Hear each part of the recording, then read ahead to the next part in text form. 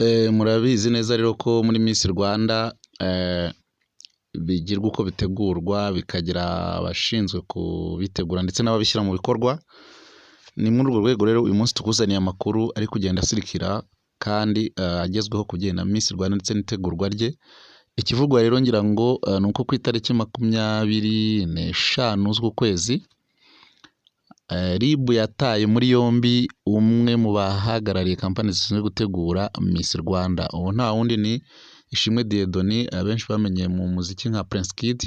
Prince Kid yabaye umuhanzi ngira ngo akaba yarakoranye indirimbo na Tom Close yamenyekaye cyane yitwa Ruraryoshye.